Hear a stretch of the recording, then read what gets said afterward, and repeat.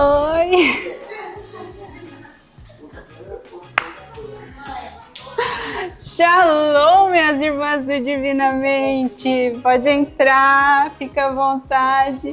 Calma que você não tá no canal errado, tá? A gente tá no canal Divinamente, no quadro Feminilidade, que a gente só decidiu mudar um pouco o ambiente. Depois eu vou até pedir a opinião de vocês sobre qual formato vocês preferem mais, mas fica à vontade, vamos fazer algo bem vida real aqui para vocês participarem dos bastidores e tudo mais.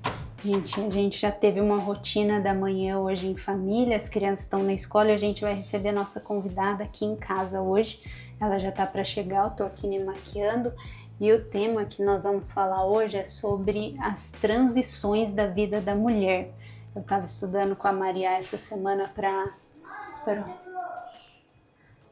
ela chegou lá para a prova dela de ciências e a gente estava estudando sobre as fases da Lua, rotação, translação, revolução, lembra dessa matéria?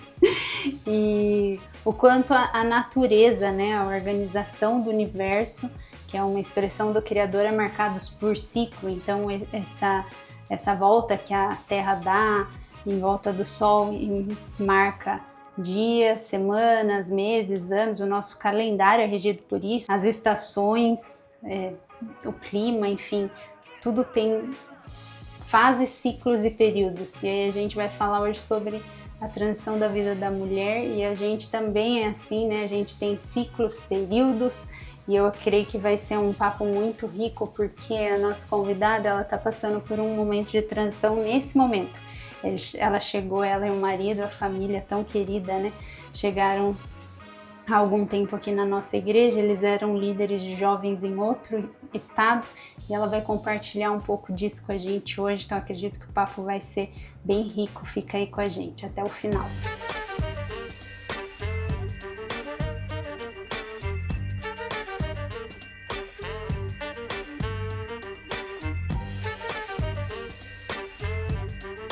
Já cheguei pegando as maquiagens chiques da amiga. Aí, ó. Real life. Real life é assim. Então aqui, ó, compartilhando, tá ficando ainda mais bonita do que já é, meu Deus. Eu cheguei, olhei pra ela, eu falei, gente, como é bonita, tá toda iluminada, eu preciso desse glow também. Comenta aí, deixa a sua opinião nos comentários, a gente quer saber.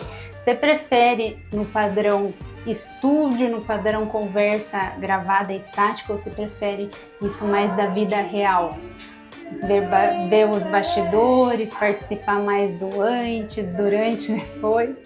A gente quer saber porque no fim é você que importa, né? Sua opinião é que importa. Vamos lá?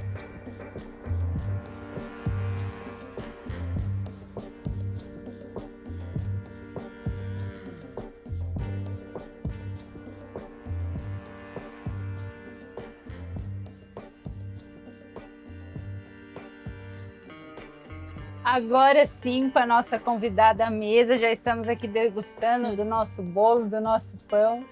Tainá Mota, minha amiga. Para os íntimos, Thay, pode chamar de Thay. Segue ela lá no Instagram dela, a gente já vai pôr aqui, ó. Produção, me ajuda aqui. Isso, Instagram dela. Tô muito feliz de estar aqui. Uma Obrigada alegria, pelo convite. amiga, Muito ter esse tempo mesmo. com você. Vai ser muito especial, tenho certeza. Amém. Gente, como eu estava falando aqui antes para vocês, nos bastidores, a Thay, o Bernardo, o marido dela, tá passando por um momento de transição. Eu vou deixar ela se apresentar para contar a experiência, a bagagem deles, mas eu tenho certeza que vai ser um tempo muito rico aqui à mesa. Então fica aí com a gente. Bom, meu nome é Tainá, como a Gé já adiantou. Tenho 32 anos, casado com o careca mais lindo desse mundo, meu marido. Depois você me recompensa. E nós temos 2 filhos presentes de Deus nas nossas vidas, que é o Estevão, de 3 anos e meio, e o Daniel, de 1 ano e 10 meses, quase 2 aninhos. E nós viemos de Niterói, estamos aqui em Bragança Paulista, na família de Zuscope, vai fazer 3 meses agora. E nós pastoreamos os jovens lá em Niterói, na Igreja de Novos Começos, por quase 8 anos, cerca de 7 anos e pouquinho. E foi um tempo muito precioso, muito mesmo. Assim, a gente é muito grato por todo o tempo que a gente viveu lá. Lá a gente aprendeu tanto lá. A gente cresceu na fé, a gente amadureceu lá, a gente casou, meus filhos nasceram lá, eu fui batizada. Que legal. Então, Vocês se converteram nessa igreja? a gente se converteu e foi um longo processo também. O Bernardo, a infância inteira, ele frequentou a igreja, mas ainda não tinha um coração convertido, né? Mas os pais deles eram cristãos e a Áurea tá viva, o pai do B já partiu, já foi pra glória, mas então ele cresceu nesse contexto de infância indo na igreja, mas só veio se converter também depois lá da fase de 18 anos para 19 anos. E eu não, eu vim de um lar espírita, eu cresci numa família que a avó era espírita, kardecista, minha mãe, e eu cresci nesse contexto, indo em centros, e quando eu tinha... Nossa, amiga. E quando eu tinha 24 anos, o Senhor me encontrou de uma forma muito sobrenatural também, porque, assim, eu tinha um pouco de ranço de crente, sabe? Eu achava... Na verdade, eu tinha. Eu não tinha entendimento também, eu não sabia que tinha esse mundo gospel, sabe? Eu achava que crente eram aquelas pessoas do terno que batiam na nossa casa às 7 horas da manhã com panfletinho e tal. E assim, eu sempre tive um preconceito mesmo, assim, um ranço instalado, E sabe? eu não sei, pra mim, antes de eu me converter, a visão que a gente tem é muito do que a gente via nas TVs, né? Dos programas, R.R. Soares, das igrejas da TV mesmo, né? Esse padrão de... Então, assim, se alguém viesse pregar o evangelho pra mim, eu ia ouvir por educação, mas ia entrar por um ouvido e sair pelo outro. Eu tinha muita convicção daquilo que eu cria, porque o espiritismo, ele faz muito sentido. Naturalmente falando, ele te traz respostas que às vezes a gente não vai ter resposta. Entendi. Então, como que você explica para uma mãe que perdeu um filho arrastado por um carro quilômetros, um filhinho de 6 anos, aquilo que aconteceu, né? O porquê daquilo. Então, o espiritismo, ele traz algumas respostas que não necessariamente a gente vai ter. Só que elas vêm, de um certo modo, confortar o coração. Mas ela te afasta. A doutrina, ao mesmo tempo, que traz umas respostas que o ser humano quer ouvir, ela também te afasta da obra da cruz. Porque se você pergunta para um espírita por que Jesus morreu numa cruz, pergunta o plano salvífico de Deus, o plano da salvação, a obra da cruz, ele não vai saber te responder. Na verdade, a resposta é que o homem é mau e crucificaram a melhor pessoa que já pisou na terra. Mas então eu cresci nesse contexto de achar que eu seria salva pelas minhas obras. E o lema do kardecismo, do espiritismo, é fora da caridade não há salvação. Eu cresci nesse contexto. E aí, ao mesmo tempo que você tinha que ir fazendo boas obras, porque acredita-se que você tem que viver várias vidas e você vai se aperfeiçoando. Desenvolvendo, né? Você vai subindo, né, espiritualmente. Jesus, ele se torna uma pessoa quase que inalcançável. E se a salvação se dá pelas suas obras, você que tem que ser bom, você que tem que fazer a caridade, você que tem que fazer o bem, para você ir se aperfeiçoando, para que serve a obra da cruz? Né? Sim. Jesus, ele é de verdade, assim, reduzido a um bom exemplo a ser seguido. A melhor pessoa que já pisou na terra. O mestre, o exemplo perfeito. E ele é o exemplo perfeito, mas Jesus não é só o melhor homem que já pisou na terra, não é só o exemplo perfeito, ele é o Cordeiro de Deus que tira o pecado do mundo. Aquele que fez a obra que ninguém poderia fazer. Exatamente. Nossa, e como que foi daí para o evangelho de fato? Então, e aí o que aconteceu? Como eu disse, eu tinha resistência. E aí eu brinco, eu falo que o meu encontro com o Senhor foi mais ou menos do apóstolo Paulo, sabe? Que encontrou ele e teve que vir pessoalmente encontrar ele e derrubar ele mesmo. Foi meio assim, eu estava numa viagem na Tailândia em 2016, novembro de 2016.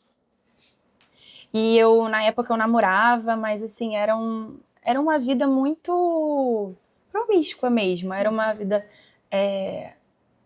distante, né, da glória de Deus. Era um namoro abusivo, enfim. E eu tava nessa viagem e eu fui nadar. E lá é muito bonito, né? Tem aquelas paisagens lindas. Maravilhoso. Que eu fui nadar e tem uma praia lá que você vai muito pra dentro da água, a água continua batendo na sua cintura. E eu fui. Eu lembro que eu fui nadando tanto tempo, que chegou uma hora que eu me dei conta que eu já tava há muito tempo nadando. E aí eu parei e olhei pra trás, assim, quando eu olhei pra trás, a praia tava pequenininha, assim.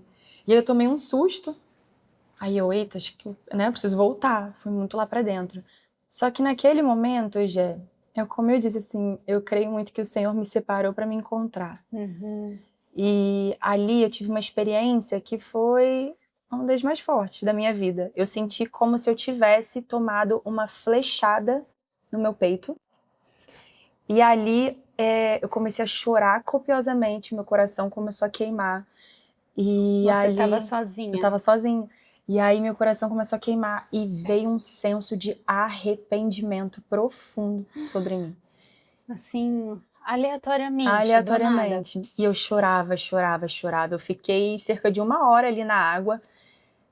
E foi tão real aquilo que eu pensei na hora que eu tava infartando, que eu tava morrendo. Isso. E que o Senhor tava vindo me buscar, porque era uma presença de Deus tão forte que eu nunca tinha sentido na minha vida. E eu fiquei ali um tempo naquilo, só que ao mesmo tempo, que era muito físico e real, eu fui inundada por uma paz, uma certeza da presença do Senhor que estava ali, que eu nunca tinha experimentado. E eu não sabia muito bem o que estava acontecendo ali. Então eu saí da água, voltei de viagem, terminei o namoro, fui viver a minha vida que um jovem solteiro vive. Fui para as festas, né? Bebia, me drogava. Só que antes, Quantos anos você tinha nessa época? Eu tinha 23 para 24 anos. Só que aí algo começou a acontecer.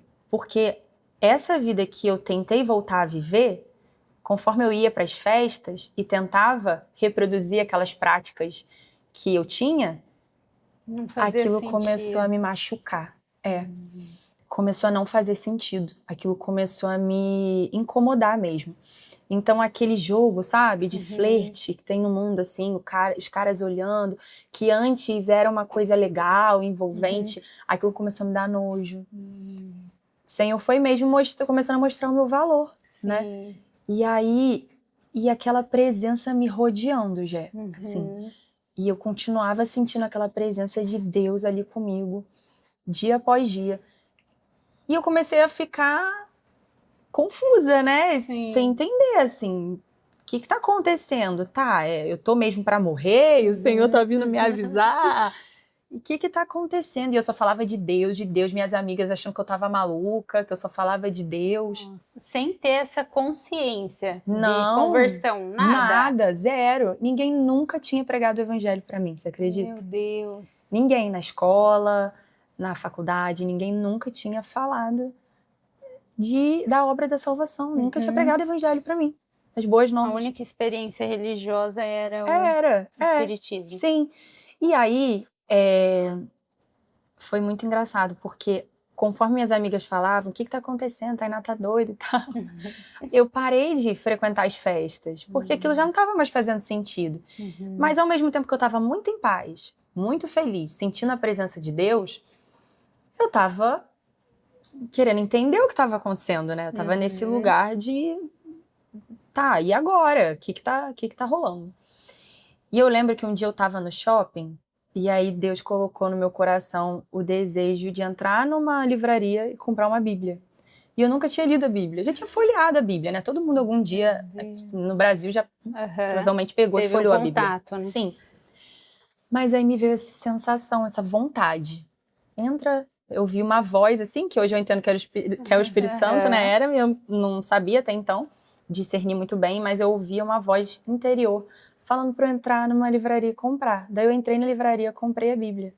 E eu cheguei em casa, abri ela. Quando eu abri, a maioria das Bíblias vem marcada em João, né? Quando eu abri a Bíblia e eu comecei a ler, no princípio era o Verbo. Ai, eu vou chorar. Meu Deus, sem ninguém evangelizando.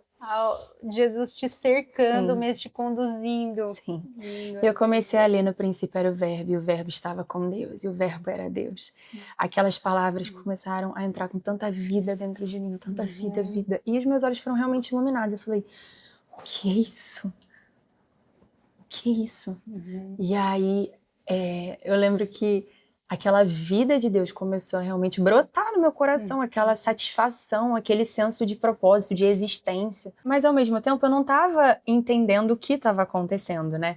Eu estava sendo abraçada pelo Espírito Santo, mas essa obra de conversão e tal, eu não estava entendendo muito bem ainda. E aí eu comecei a orar.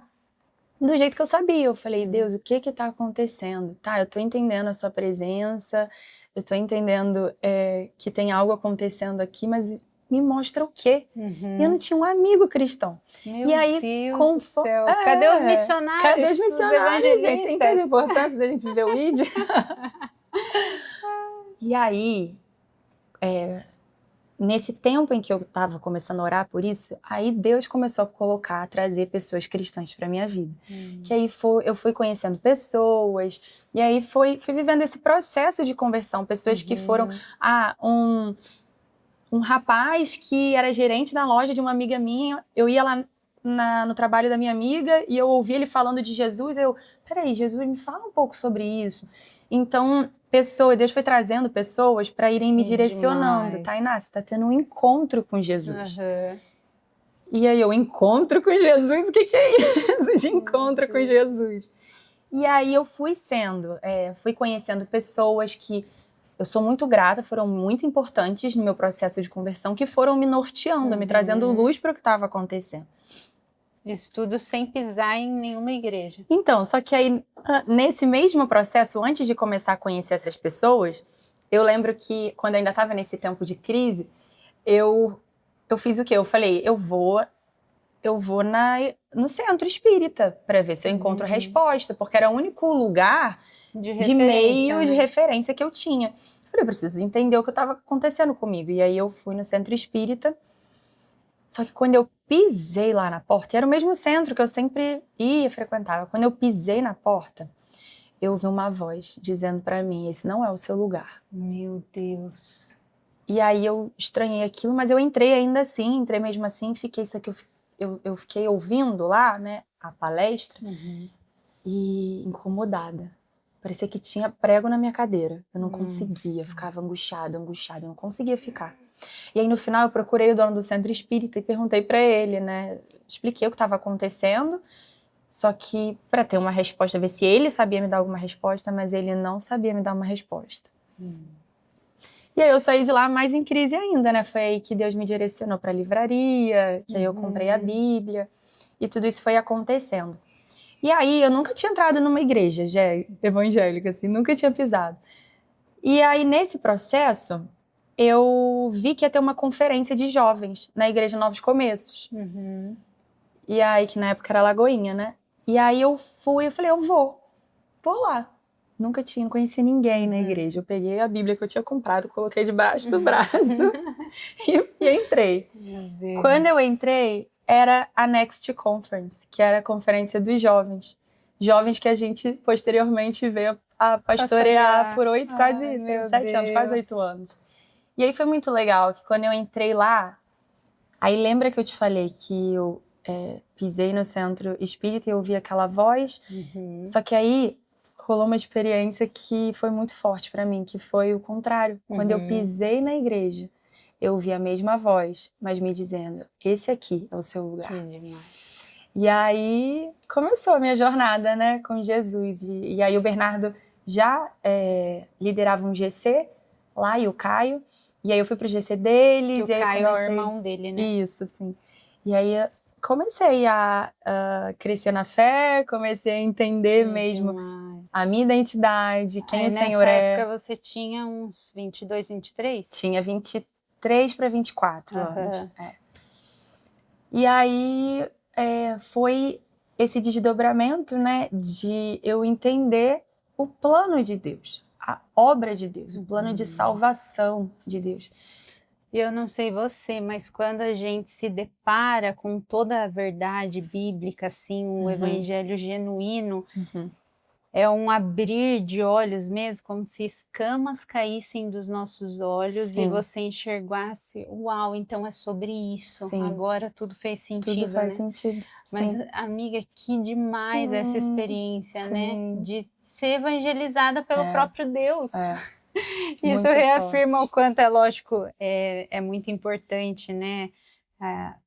O posicionamento, a obra dos missionários, dos evangelistas, mas Sim. mostra, a sua história mostra que quando Deus quer fazer Ele algo, faz, né? né? Ele faz, Sim. ele não precisa da gente, ele conta com a gente, mas não precisa, né, de Sim. nós. Isso traz muita esperança também para, né, pessoas que estão me ouvindo a gente agora e talvez tenha alguém que pense, um parente, alguém muito amado, um amigo que pense, nossa, essa pessoa parece impossível do Senhor converter, essa pessoa parece impossível de fato viver essa realidade do reino. E é possível, né? Tudo é possível para Deus, nada é impossível para Ele. Nada pode impedir, né, o agir dele na vida de ninguém. Agindo Deus, quem impedirá, Que né? demais. A palavra fala. E aí foi muito legal, porque eu sou muito grata, muito, a Novos Começos, porque lá... Que é a igreja, né? que você eu frequentava. A gente tem muita gratidão. Lá, como eu falei, foi a primeira vez que eu pisei numa igreja. Lá eu fui abraçada, eu fui acolhida. Lá eu fui batizada.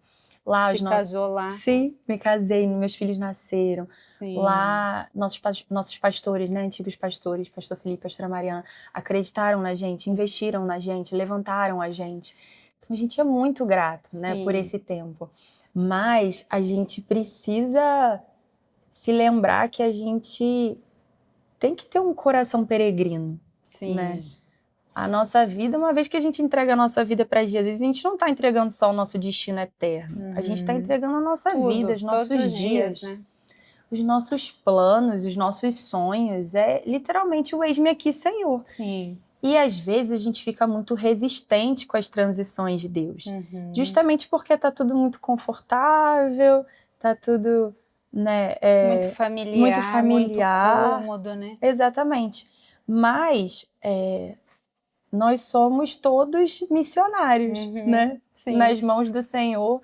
Ele nos chamou para uma obra que é uma obra que não é determinada pelo que a gente acha que vai ser o melhor para ele. Sim. Mas o que ele quer fazer e a gente se sujeitar ao que é o melhor pro plano de Deus, né? Sim. E você contando assim, eu estava lembrando dos personagens bíblicos, né? Como na vida de José teve vários períodos, como ciclos na vida dele, né? Ele como o filho lá amado, o irmão sonhador que foi traído pelos irmãos, depois ele vai para a casa de Potifar, depois ele é caluniado, vai para a prisão, aí ele interpreta o sonho e vira governador. Então, o quanto fases se passam na nossa vida, né? Você contando desse seu período de desconhecimento de Deus, ser encontrado dessa forma inusitada. Eu nunca tinha ouvido uma história de conversão assim. Muito e aí depois você encontra o Senhor, né? E tem esse período de discipulado mesmo, de contato com o Evangelho, esse período onde vocês são formados. E aí essa nova transição, né? Um outro momento de transição. Conta um pouco pra gente sobre esse momento recente de transição, que daí foi a mudança, né? Tanto de território, né? De físico, quanto as demais mudanças que carregaram esse processo. E a nossa vida ela é feita de estações, né? Sim. E o próprio Deus revela isso de tantas formas. Não apenas em mudanças naturais da nossa vida, mas se a gente olha, por exemplo, para as 4 estações do ano. Já mostram que existe um período de cada estação carrega os dilemas, né? E tudo que envolve aquela estação. Tem o tempo da seca, tem o tempo do inverno, tem o tempo do verão, tem o tempo de florescer, da primavera. Então é muito legal ver o quanto o Senhor é enfático em nos mostrar que a nossa vida toda vai ser permeada por estações. E perceber isso e se submeter a isso torna a vida mais leve, né? Isso fala muito também sobre confiança, sobre dependência no Senhor. Porque a gente fala que a gente confia em Deus, a gente fala, não, eu confio em Deus, eu confio, mas tá, e na prática? E quando, de fato, a oportunidade para você demonstrar aquela confiança chega, bate na sua porta? Será que a gente vai, de fato, demonstrar com as nossas atitudes a nossa confiança, a nossa dependência? Ou não? Ou a gente vai se esconder e não viver o que Deus tem pra gente, né? E a vontade dele é boa, agradável e perfeita. A nossa vontade pode até ser boa, pode até ser agradável, mas a nossa vontade não é perfeita. Então, claro que não dá pra gente romantizar a transição. Ela não é fácil, ela é desafiadora. É muito desafiadora. Geralmente toda transição é marcada por desconfortos, né? Exatamente. Sair de áreas... Tira a gente dessa zona de conforto, mexe com a gente. Faz a gente abandonar o controle, tirar a mão do volante da nossa vida. E entregar o controle nas mãos de Deus, de fato. Sim. Mas não é fácil, porque é isso, a gente quer ter o controle, a gente quer tudo muito bem desenhado, tudo muito bem definido. Mas a vida com Deus não é assim, né? A vida com Deus é literalmente seja feita a sua vontade, não a minha. E tem tanta glória nisso, e tem tanta beleza nisso. E é tão bom você responder, eis-me aqui, Senhor, e se ver incluído no plano de Deus, na obra de Deus. Sim. Isso é tão forte, isso é tão poderoso. E se entregar, né, a essas orientações, direções que o Pai dá, né? Pensando naquele salmo que diz que nós somos, que, na verdade, que os filhos, né, são como flechas na mão do valente.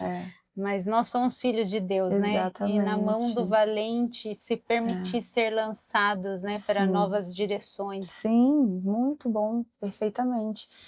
E é isso, assim, quando a gente transicionou para cá, a gente enfrentou todo esse dilema, né? De família tá lá, nossos amigos. Tanto a sua família quanto a do Bernardo são de lá. E aí vocês rede nasceram de e apoio. viveram lá os dois, Isso, em Niterói. Eu não, eu na verdade... E é uma longa história. Eu nasci em uma cidade do interior do Rio, Sumidouro, mas eu nunca morei lá. É que minha mãe é do Flamengo, do Rio, meus pais. Só que quando minha mãe estava grávida, de 9 meses, ela foi para Sumidouro, porque minha avó estava doente na época, e aí eu nasci lá. Mas aí ela ficou 2 meses só porque as tias moravam lá e tal. E aí voltei pro Rio. Então, eu só nasci mesmo em Sumidouro, mas eu cresci no Rio até os meus 12 anos. Aí com 12 eu fui pra Niterói. Então, assim, dos 12 até os meus 23... Não, até os meus agora, né? 32, eu vivi em Niterói. Então, lá eu formei família, não apenas, né, com o Bernardo, minha família, mas uma família espiritual. Meus amigos, alianças, pessoas tão queridas. Nossa vida tava lá, nossa história. Então, não foi fácil essa mudança, essa transição. Mas... o Senhor, Ele surpreende tanto a gente quando a gente obedece, né? Apesar de só ter 3 meses que a gente está aqui, a gente hoje tem aquele sentimento... E parece que foi ontem que vocês chegaram e já passou 3 meses. Olha isso, passou voando mesmo. A gente tem aquele sentimento aqui de estou em casa. Que sabe? legal. Tô em casa. Como se sempre tivesse pertencido. A gente tem saudade, lógico.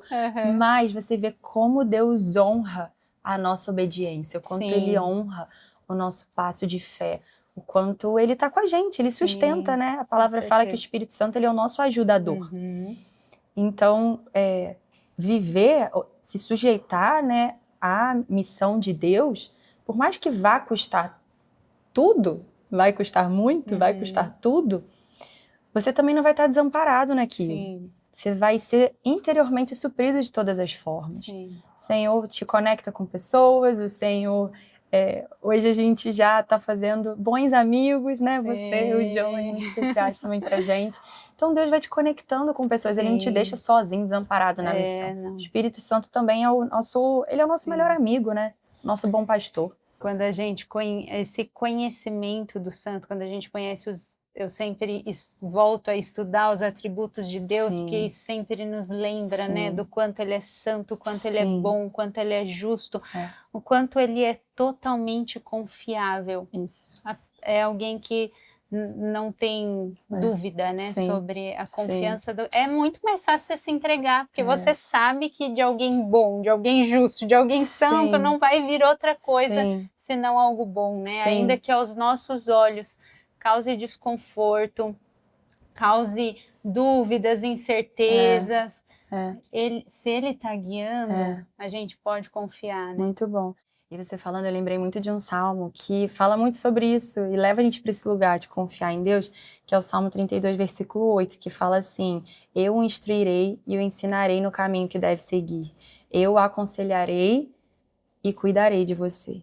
Que lindo. Olha que lindo. O Senhor, Ele nos instrui, nos ensina, nos aconselha, Ele nos direciona, né? E Ele cuida de nós. Então, isso é uma promessa de Deus. Isso não é, pode ser que. É uma promessa. Uma vez que você está em Cristo Jesus, isso é uma promessa para você.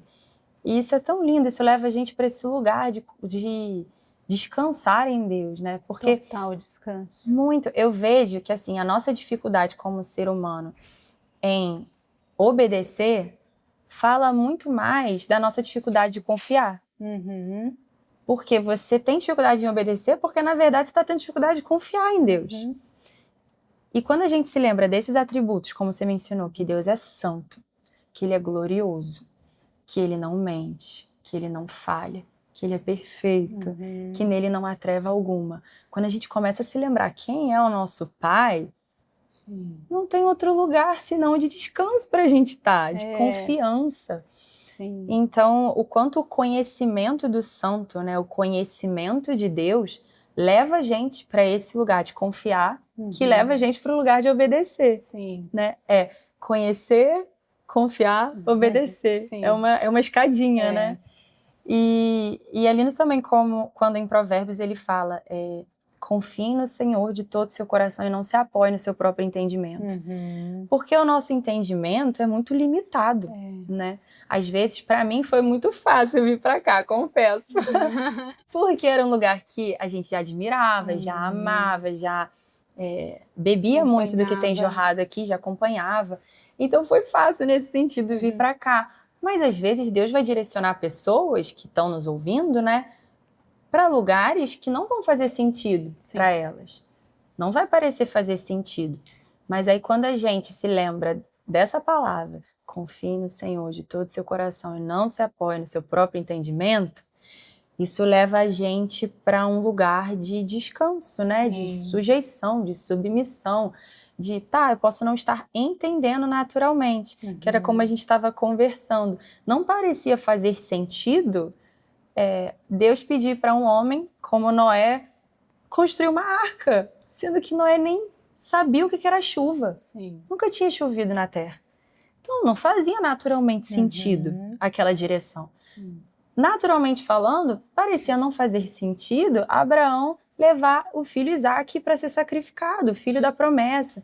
Então a gente vê Deus em toda a narrativa bíblica de tantas formas, em tantos momentos, mostrando que obediência nem sempre vai ter a ver com o que faz sentido, mas que sempre no final vai ter glória, e a glória é Ele, não é uma glória pessoal, não é uma glória própria para para nossa exaltação, não, é para a exaltação dele.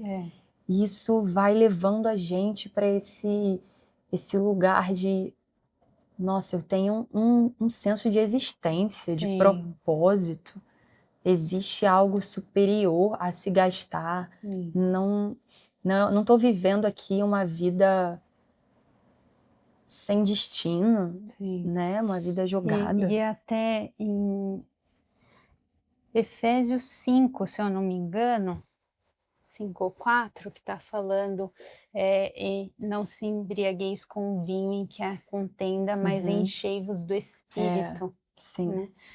E quando você pensa em quem bebe, né, quem se embriaga, ele perde o controle para o que está invadindo ali, né, a consciência dele.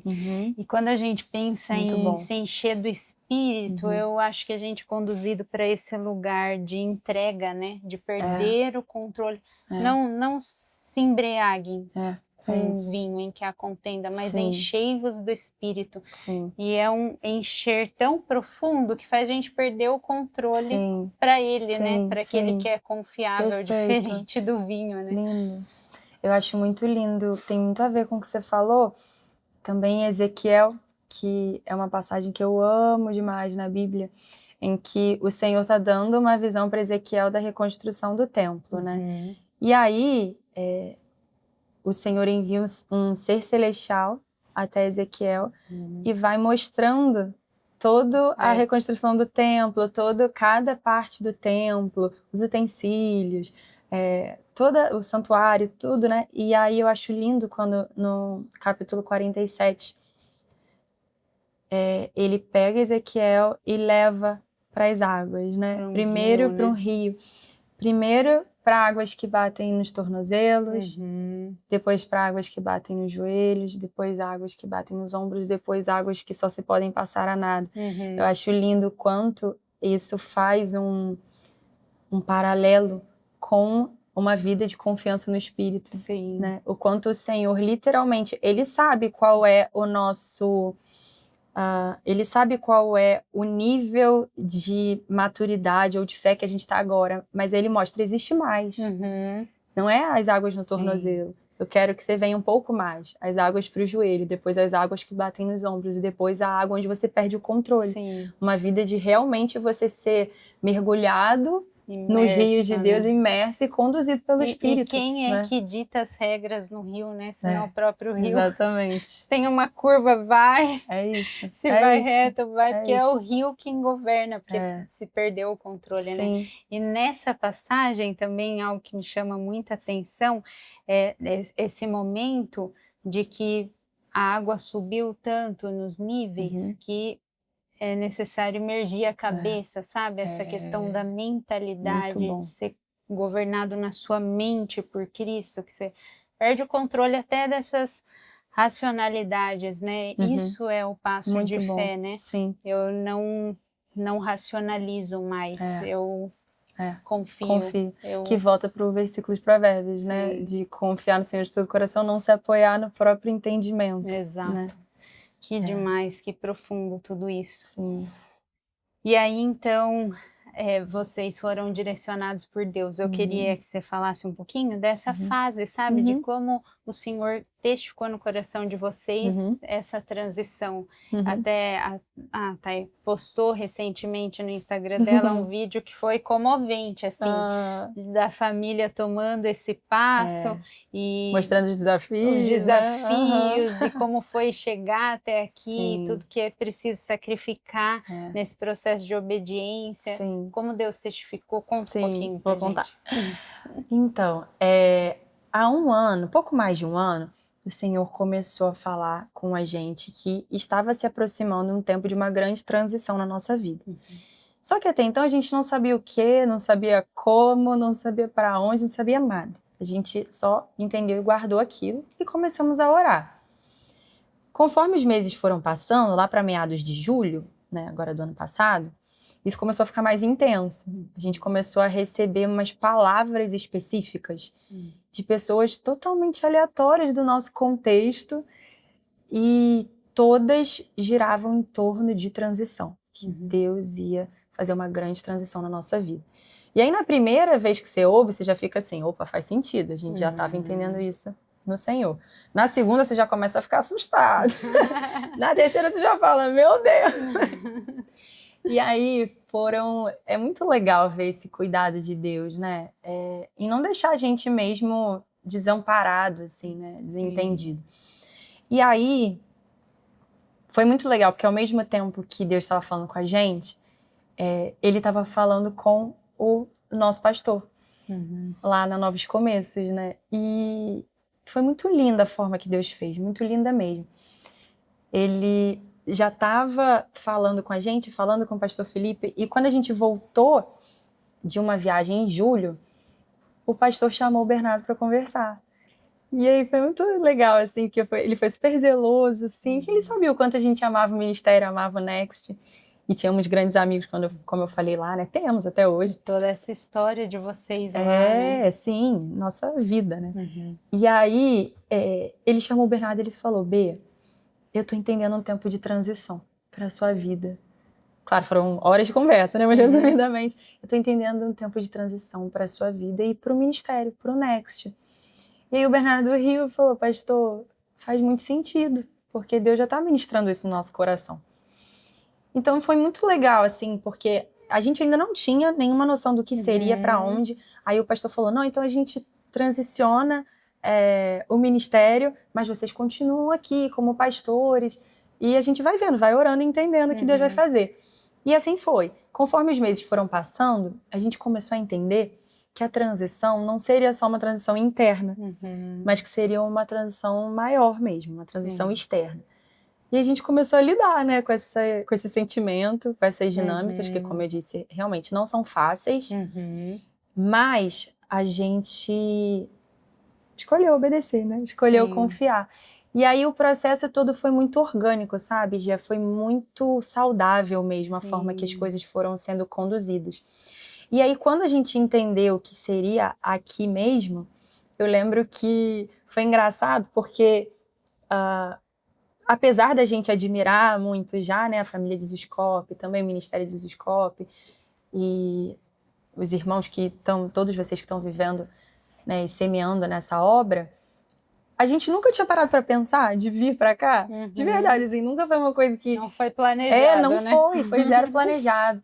Mas Deus foi conduzindo mesmo as coisas, e aí o presbitério, né, abriu essa porta pra gente, e aí ficaram em oração também por isso, daí a gente foi orando juntos para entender no Senhor, né, como seria, e Deus confirmou, e aí a gente veio, e tá sendo muito especial, tá sendo muito, muito, muito especial mesmo, que também, como eu disse, apesar da gente sentir saudade, faltas, a gente se sente em casa. Se sente Existe. no centro da vontade de Deus, Sim, né? sim. Demais. E aí, uma coisa que eu fico pensando com tudo isso é que, às vezes, tem muito a ver com transição também, às vezes, a gente fica tão focado no resultado da nossa vida, ou numa promessa, ou no dia que aquilo se cumprir, o dia que aquilo de fato acontecer, o dia que a gente vai perdendo o entendimento da beleza do processo e do quanto o processo também é a obra de Deus na nossa vida. Sim. Eu até postei um dia desses um vídeo também falando sobre isso, sobre a importância dos processos, porque a gente tem a tendência a rejeitar os processos por eles serem desconfortáveis. A gente tem a tendência a querer fugir deles.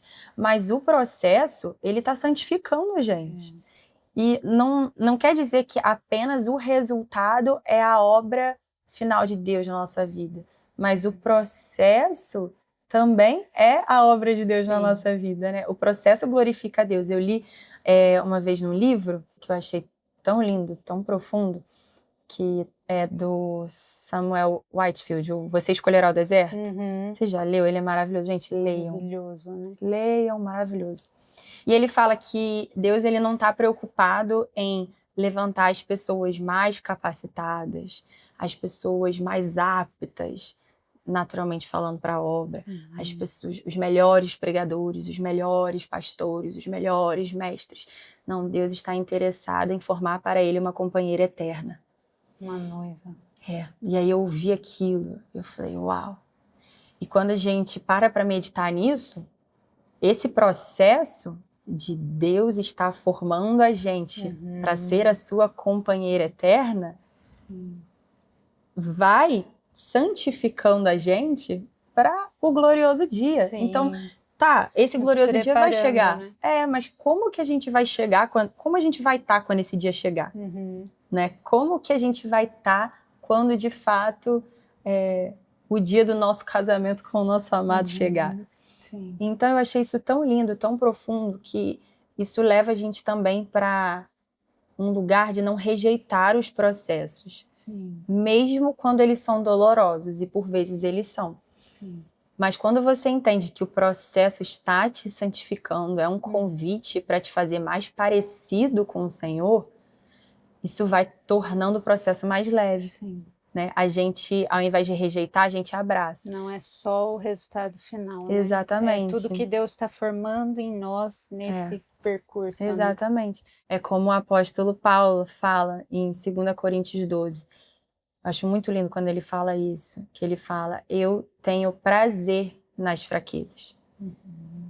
E aí, quando a gente parece loucura, né? Ele fala, eu sinto prazer nas fraquezas, nas angústias, nas tribulações. Mas o que leva uma pessoa a sentir prazer nas fraquezas? Parece não fazer sentido algum. Difíceis, né? Mas aí é lindo quando a gente volta alguns versículos e a gente vê o contexto em que ele está falando isso. Porque ele está exortando ali a igreja de Corinto, e aí ele está falando para essa igreja, por 5 vezes eu fui açoitado, por 2 vezes fui açoitado com varas, fui apedrejado, sofri 3 naufrágios. Só coisa tranquila, né? Só coisas leves.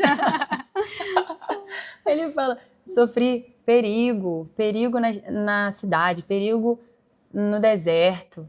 E ele vai falando fome, nudez, sede, enfim. E aí é muito forte quando a gente continua. Aí ele continua dizendo, né? Foi, além de tudo isso, foi-me posto um espinho na carne. Para que eu não me gloriasse. Ninguém sabe o que é, mas tinha um espinho, tinha alguma coisa ali que estava incomodando Paulo. Que estava, de certo modo, tentando enfraquecer Paulo. Mas aí a resposta que o Senhor dá para Paulo é muito linda. Porque ele pede para Deus arrancar esse espinho. Vê se não é a gente, às vezes, né? Pedindo para Deus arrancar a gente dos processos. E aí ele pede, mas aí a resposta de Deus é muito linda, né? O Senhor fala para Paulo, a minha graça te basta. Que o meu poder se aperfeiçoa na sua fraqueza. Então isso é muito pedagógico. E é isso, esse entendimento, quando Paulo ouve do próprio Deus essa afirmação que o poder do Deus eterno, glorioso, santo, se aperfeiçoa nele na fraqueza, isso leva Paulo para então falar, então eu quero me gloriar mais no sofrimento, porque o poder de Cristo está sendo repousado em mim. Sim. Isso expande a nossa mente, né? explode a nossa mente. De pensar, sim, é possível a gente viver os nossos processos, viver os dilemas da nossa vida, tendo talvez o corpo exterior sendo deteriorado, mas o nosso interior está sendo renovado dia após dia. Sim. É possível, essa obra é do Espírito. Isso é maravilhoso. Isso é maravilhoso. E quando a gente pensa, né, que nós até estamos na série, né, Cristo Sim. E aí nesse último aqui na domingo, igreja, foi, inclusive, nossos maridos pregaram gente, nesse último domingo, os a cristocidência. E aí foi sobre ele é o caminho, a verdade e a vida. E o lindo. caminho diz respeito a um percurso que se segue, né? Não a um ponto que se chega. Exatamente. E aí Jesus diz, né, que é estreito. Então não é confortável, né? É isso. E nessa vida nós teremos aflições, né? Isso. Então não há engano nisso. Não há uma ilusão de que caminhar com Cristo vai ser você se converteu lá e de que dali para frente seria maravilhoso todo um processo, somente, né? Sim. E a dor é pedagógica também. A dor nos leva a dobrar os nossos joelhos. A dor nos aproxima do Pai, a dor nos leva para Ele. É muito... Nos faz lembrar do nosso tamanho, da nossa dependência. Né? Que demais. Ai, que conversa boa. É bom Surpresa mesmo. de Deus, né? Tudo assim que o Espírito foi ministrando aos nossos corações nessa conversa. Eu queria partir para o final agora, a gente passando uma mensagem para mulheres que estão em períodos de transição, né? Você pode falar alguma coisa no sentido, quais conselhos você daria para mulheres que estão em períodos de transição? Porque às vezes os períodos de transição é uma fase gostosa, igual a sua. Entendi que um ciclo se encerrou e isso é muito natural e tranquilo, mas algumas transições doem, né? Algumas transições são difíceis. E mulheres também passam por um luto por estações que se encerraram, né? Sim. Que isso precisa ser falado também, né? Sim. Mulheres que passam por divórcio ou a perca de um ente querido. Sim. Ai, eu acho que eu posso te dizer que existe uma bendita esperança te aguardando. Todo esse processo, por mais doloroso que talvez ele seja, ele não se encerra em si mesmo, né? Isso aqui é só uma passagem, é só uma parte da nossa existência. Existe um prêmio superior nos aguardando, existe uma recompensa eterna, existe uma bendita esperança. E quando nós olhamos para a eternidade, quando nós fixamos os nossos olhos nessa bendita esperança, a gente consegue viver a jornada que nos foi proposta, a gente consegue, olhando para o alvo, né, como o apóstolo Paulo também, ele deixa para trás as coisas que para trás ficaram e ele olha para o alvo e ele avança para o alvo. Por quê? Porque os olhos dele estão na bendita esperança. É isso que vai sustentar os nossos dias, é isso que vai encher o nosso coração de expectativa, é isso que vai nos fortalecer, né? Sabendo que não acaba aqui, toda dor é por enquanto. Sim. Apocalipse fala que chegará o dia em que ele vai enxugar dos olhos toda lágrima, onde não vai haver mais pranto, não vai haver mais dor, a cidade desceu e para sempre nós estaremos habitando com o nosso amado, com o nosso Senhor. O dia em que o sol vai ter que dar licença porque a glória de Deus vai brilhar mais do que o sol em toda a sua força. Então é por esse dia que nós vivemos, é por isso que nós existimos, é por isso que nós nos movemos. Então toda dor vai ter fim. Sim. Queria te encorajar nisso, a sua dor vai ter fim. A sua dor é por enquanto. E no Senhor, com o nosso ajudador, nosso amigo, que é o nosso socorro bem presente no tempo da angústia, nós conseguimos vencer a jornada dessa vida, nós conseguimos viver os nossos dias e vencer cada um dos dilemas e das circunstâncias olhando para Ele e tendo o nosso coração e nosso ser interior, como também nós mencionamos, sendo renovado dia após dia. No Senhor é possível. Então, que você receba na sua casa um abraço do Espírito Santo nessa hora, sabendo que Ele é contigo, sabendo que você não está sozinho, Ele não te desampara nessa jornada. Ele é o nosso exemplo perfeito a ser seguido, mas Ele também foi o nosso exemplo de dor, né? E Ele prevaleceu sobre a dor, Ele venceu sobre a dor. Então, com Ele, nós também podemos vencer sobre a dor. Sim. E vale a pena, a gente nunca viu nenhum homem, nenhuma mulher na Bíblia que se arrependeu em obedecer ao Senhor. Você Sim. não vai ser a primeira. Com certeza. Então vale a pena, né? Obedecer. Sim. Na semana passada a gente passou por algumas situações que um amigo perdeu o pai. Uhum. Aí meu tio estava cuidando de um cachorrinho que ele pegou na rua em estado e o cachorrinho morreu. Uma amiga da família do meu marido tá com um bebê de 30 dias na UTI com bronquiolite. E aí várias coisas ruins assim acontecendo. Sim. E aquilo foi me enchendo de assim, desconforto mesmo e um Sim. medo assim. Aí você pensa, meu Deus do céu, esse mundo caído perece, né? Nos causa sofrimento. E aí eu fui sendo tomada assim de medo. Não sei se eu perder meus pais. E se meu filho pequeno Sim. acontecer alguma coisa? Você começa a ser bombardeada, né? Por um monte de situações assim. Aí a gente foi na sala de oração. E aí eles começaram a cantar. Eu não lembro exatamente a música, mas é algo que dizia que eu só quero Jesus. Que Jesus é suficiente. Não sei se você lembra. Essa música que eles cantaram. E aí eu fui tomada dessa certeza, sabe? Amém. Eu tenho Cristo. É isso. E Ele é o que me basta. E Ele é a certeza de tudo, né? Então, ainda que eu entregue coisas dessa vida, essa vida é muito temporário, né? Como se fosse a pontinha do bico da mangueira, e aí tem a mangueira toda que é a vida eterna. Sim. Nossa vida que é tão curta, né?